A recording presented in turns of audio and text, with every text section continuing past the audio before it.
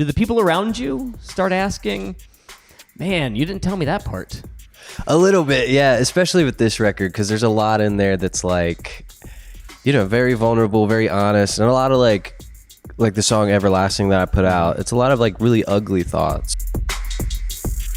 Well, welcome back in. It's an Audacy check-in at the Hard Rock New York Hotel inside the Rockstar Suite with the most likable man in music, Matt Maeson. How are you, buddy? That was the script? Yeah, that's it. The most likable man in music? No, that part I added. Once I Sick. get to that part, I'm okay. It's the first part I can never do right. Nice, but did you mean it? We'll see. Okay. We'll see how this goes.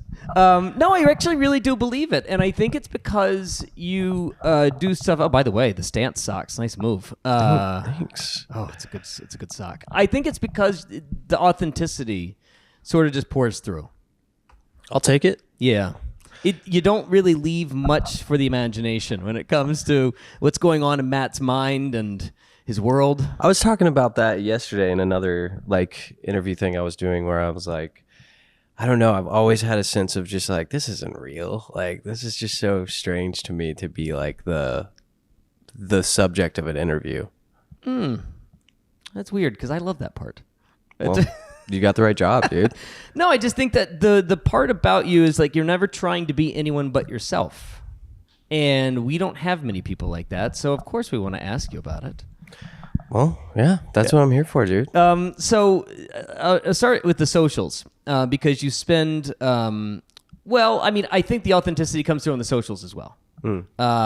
First off, you're a wild man. Stop tearing through, backstages and ripping people up, Oh, you've seen my antics? Your antics, yes. Yeah, you're a wild tipping man. cans over, putting them back. Are you as vulnerable now than when you started? Has it changed? Have you become more vulnerable? I would say, yeah, I've become more. I think the pressure fell off a bit once I had a kid because I was like, oh, this isn't the most important thing to me anymore. And I don't know, as I got older, the more I was like, for me, it just feels really inauthentic and kind of corny to lean into the like, I'm the star shtick.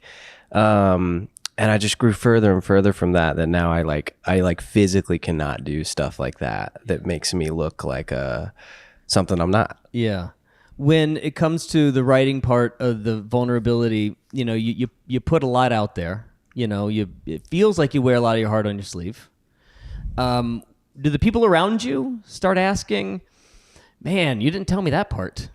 A little bit, yeah, especially with this record because there's a lot in there that's like, very vulnerable, very honest, and a lot of like the song Everlasting that I put out. It's a lot of like really ugly thoughts, but thoughts that I'm like, I need to say these out loud to process them, and music is a great avenue for that.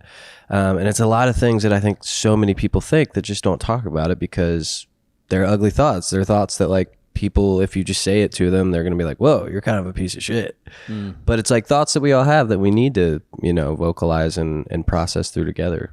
But you're also, and not to make this, Professor Scott Galloway, but you're also doing it as a man in the climate that we are in now with the new baby boy. Yeah. Who you're, establishing some sort of, masculinity with him. Yeah. And a man like you showing the example of not being afraid to, kind of go there. Yeah. It's a pretty good example for him.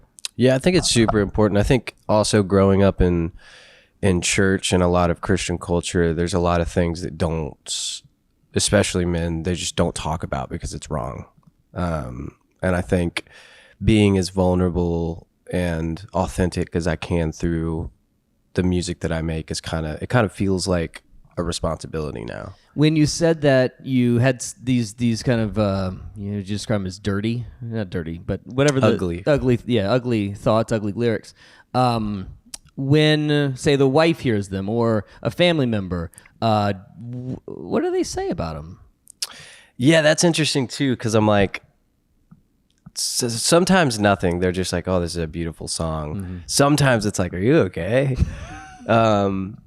And even really, fans, okay? even fans do that too. But yeah, really, are you okay? Yeah, because I think the way that I write music is like I have to, and the reason it takes me so long is because I have to kind of experience these things and then either process or heal these things, and then I'm able to write about it, for the most part. And yeah, by the time I usually put these songs out, a lot of the subjects are things that I've healed from. But even just acknowledging those issues is a part of that process of like, that's right, figuring it out. That's right. But when you have to go back through it, play these songs over and over and over, at what point you're like, man, I'm kind of tired of even thinking about the same problem that I've already dealt with years ago. That doesn't happen to me too much because I'm like, there's always somebody out there that's dealing with this thing right now, and I'm singing that for them. More so the like repetition of just playing the song gets annoying. Like, I will say Hallucinogenics, I still love playing, which is surprising because I've played that thousands of times. Cringe, I would love to never play that song again in my life. But why? Thousands of times. We have to have it. It's just, yeah, so many times, dude. And I'm gonna do it again on this tour. Yeah, plenty. I'm gonna look like I love it. Speaking of socials, we got to talk about something. We have to come Jesus meeting here. Oh boy. All right. So Twitter, X, you're following 0 people. That's true. 0 people. Yeah. Okay. I'm cool as fuck. And that's a telltale sign. It is. Yeah. All right. Who's going to be one? Who's the first? Who's going to be number one? Well, or has there been a one and you unfriended? There did used to be a one. The reason I unfollowed everybody, and this was years ago, is because there were friends of mine and stuff where like I would unfollow them and they'd be like, why did you do this? And I'd be like, bro, why do you care about this? I just don't want to see your fucking photos every day. And then I was like, people put way too much value into this, so I'm just not going to follow anybody. But then for like 4 or 5 years, the only person I followed was Betty White because I just thought it was funny. Then there was a moment where I was like, it seems like she might be getting kind of close and this isn't going to be funny if that happened. So I unfollowed her. Wow, you unfollowed Betty White. I did. And then she departed about a year later. You think you had any part of that? No. That might have been your fault. No. Not taking any responsibility on this whatsoever? Absolutely not. Okay. She's a great woman. It's a good thing you didn't grow up like I did with MySpace. Because the jockeying for the... Were you? Yeah. That's what I had at first. I had that in... The jockeying for the top 8. That was crazy, actually. That was such a like... Yeah, there was a situation where a friend of mine removed me from their top 10 and I was like... Oh, no. Crushed. Oh, hell no. I was like, we're not... This. Yeah. Dang, I forgot about that, dude. That was brutal. It's awful. It's the worst thing you could do to a human being at the time. I was talking to somebody about MySpace earlier, though, and I was like, I didn't realize we were, like, coding. You were coding, yeah, That's I know. so crazy. It's the only thing I know about the computer, literally anything about the computer, inside and out, is because of MySpace. Thank you, Tom. My shit looked like straight out of Hot Topic. Well, that time. You had to have the right song. It was. What was your profile My song was "Miss Murder" by AFI.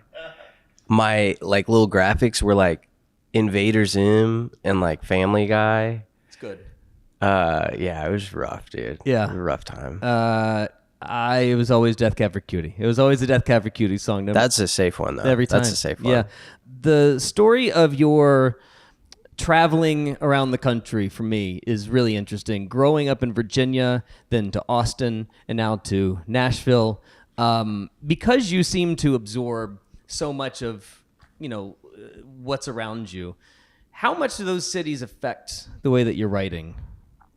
That's a good question. I mean, I think travel in general just kind of opens my mind to other people's perspectives because it's crazy how you can go from like, let's say like, I don't know, Florida to Nebraska and how different, it's like 2 different countries, it feels like. And so seeing other people's perspectives and feeling what their kind of culture feels like, I don't know, it's kind of inspiring. And I usually have to wait until I get home and, like I said, process everything because it's just so much happening and it's so fast. Like tours, like, you're in the next city every single night, so you kind of get whiplashed by it. And then I get home and I like start to like kind of ponder on what I felt and what I thought through those cities and states and people that I meet. But seeing that you've lived in 3, how hard is it for you to find your people and your places? That's an interesting one too because like my wife really likes, like, wants local community, which I do too. But now, because of how long I've done this and how many places I've lived, I feel like my community is just so spread out. Like, I have friends here and here and here and here, and then I'm able to see them pretty often because I'm, touring so much. So it's weird. I don't really seek that out at home. And I have those people at home too, but I feel like for the most part, those people kind of come to me because I go to them too. Yeah, and it's because you're a cool motherfucker. Thank you. Yeah. Last thing we have for you before you go, we have 3,000 things for you to sign. Do you have time for that? Sick, yeah. Always, dude. Make it 4. Matt Maeson, thanks for joining us. Thanks, man. My man. Enjoy that video? See more interviews, more performances, and more of your favorite artists by subscribing and downloading the free Audacy app.